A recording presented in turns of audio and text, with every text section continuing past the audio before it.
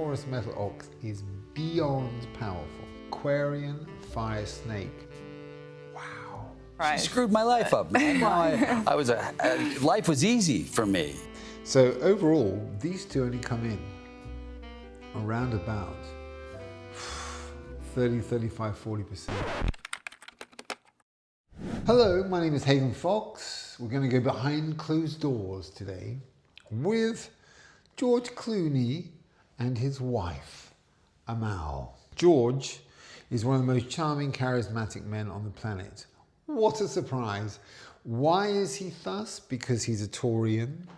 Beautiful, easy, strong, powerful, calm energy of a Taurian. And he's an ox, which is very consummate, very assured, fearless. So he's got this kind of cool, charismatic, fearless kind of vibe going on. He smiles easily, again, courtesy of the Taurus, and he's incredibly driven, courtesy of the Metal Ox. So surely then, he's the boss, because a Taurus Metal Ox is beyond powerful. He's not the boss. He's not the boss, but he met his equal in the shape of Amal, Aquarius Fire Snake. I was just very taken with her, and I started writing her letters. The letters, some of them came from his dog, and it was sort of the. You know, who's going to be mad at a dog? I got the dog. The dog needed a human rights lawyer to rescue him from the wine cellar. I remember that was one of the most powerful women that exists. Super brain, as we know, because she's Aquarian. Aquarians have the most intelligent, agile, brilliant minds. So she ticked that box all day long, did young Amal. She's a fire snake, truly ambitious. And here's the irony, she loves to be in control. She loves to control. The thing is, the snake and the ox, George's ox and her snake, are 100% compatible, which is why they got together. But her fire element melts heavily George's metal element. And Taurus and Aquarian, two fixed signs, 0% compatible.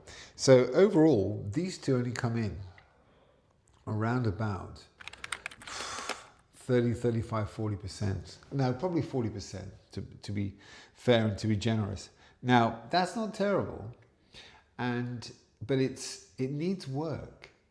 And I'm assuming that they don't spend so much time together because Amal has her career. She's a very autonomous, independent, ambitious woman. So she's off galling about doing her thing. George, of course, movie superstar, doing his thing.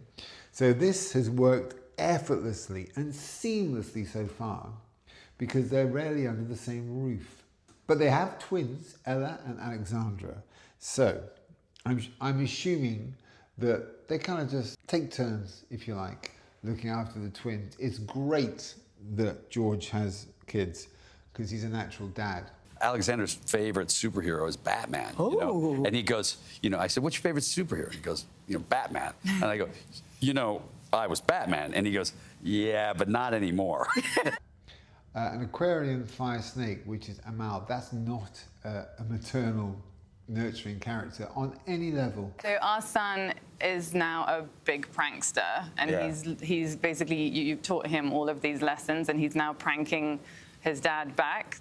This is a career woman, a super brain on the grandest, most intellectual scale.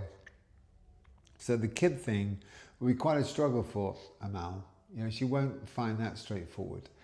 Love them unconditionally, of course, because she's a mom and she's a natural nurturer, because all women are natural nurturers, but George is the one that's probably deriving the most joy from the twins, and probably, I would argue, spent at least 50% of the time looking after the little duet. From a kid perspective, I think George probably, arguably, looks after the kids more of the time out of the two of them, because Amal, it's nothing to do with Amal. It's Aquarian Fire Snake. That's not maternal. It's not a natural mother. Would never really have bought into the gig. And being the human rights lawyer that she is, traversing the entire universe, not going to have so much time to be full-time mum, as it were. So I think between the two of them, they're both career kids, and they probably share equally that responsibility.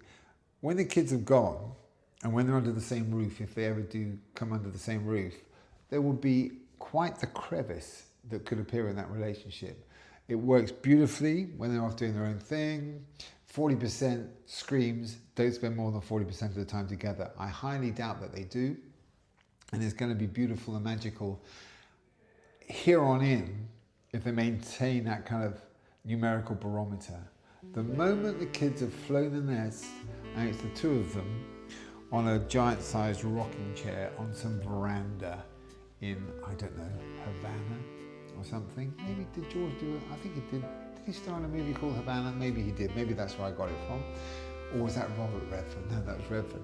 Anyway, by the by, when they are rocking the rocking chair in Havana, when the kids have flown the nest, yeah, you'll see a few cracks appear in that, what is currently a beautiful relationship.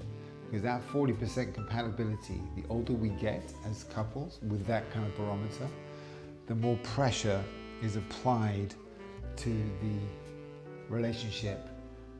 The older you get and the more time you spend together, cracks might appear.